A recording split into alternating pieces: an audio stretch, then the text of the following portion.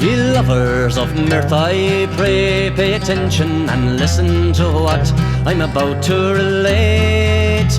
Concerning a couple I overheard talking as I was returning late home from a wake. As I roved along I met an old woman who sat 'neath the gap just a milking her cow.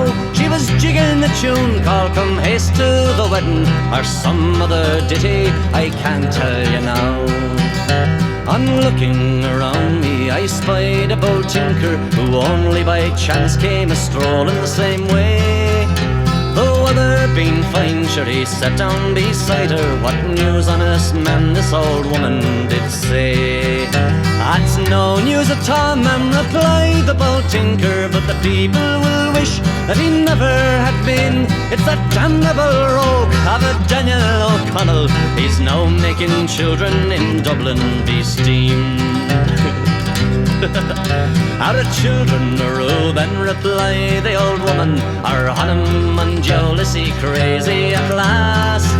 Is there sign of a war or a sudden rebellion, or what is the reason he wants them so fast?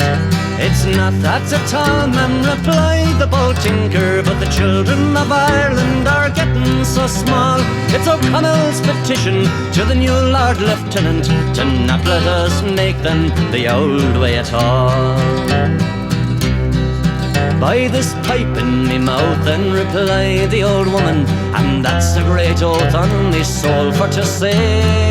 I'm only a woman, but if I was near him, I bet you me life it's little he'd say.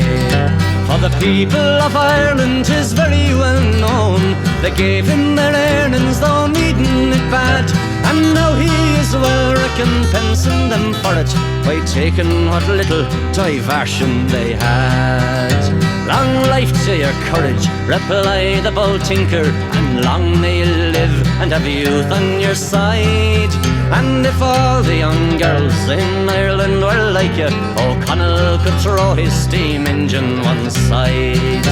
I think every girl that is in this old country should begin making children as fast as they can.